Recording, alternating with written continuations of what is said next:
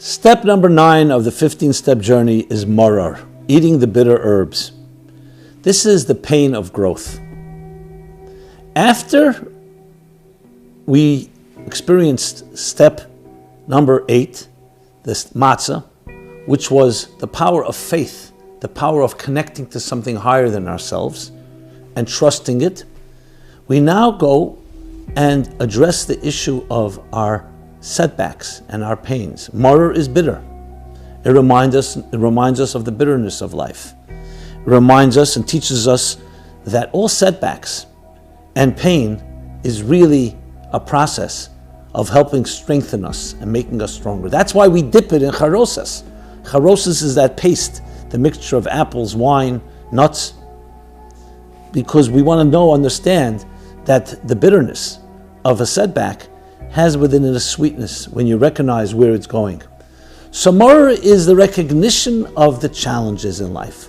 We don't ignore them, but we don't see them as an end in themselves. We see them as a stepping stone toward growth.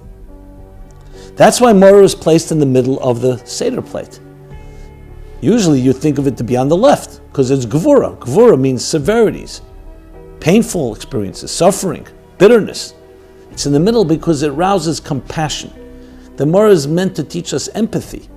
The empathy that comes when there is a setback, when there is a loss, when there is a painful experience. Now, I don't think we need to elaborate that we have Maror in our lives today. We have plenty of bitterness. First of all, people who are suffering from the coronavirus, families, those that have fears. We have to be careful.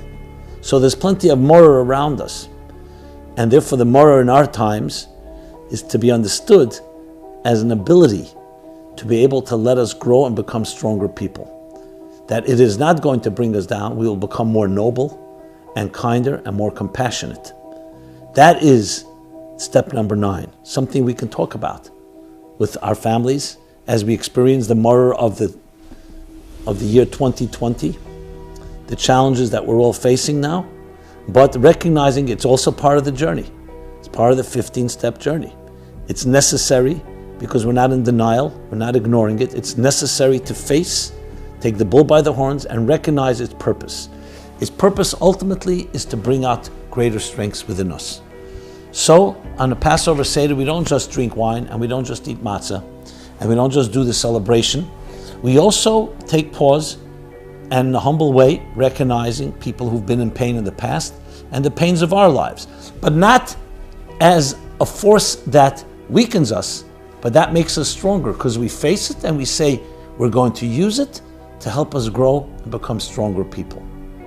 And we will mix it with a little sweetness because we recognize that it's a means to become far greater, sweeter, and more beautiful people. Baruch atah Hashem Elokeinu melech haolam Asher kiddushanu b'mitzvotav v'tzivanu al achilat maror.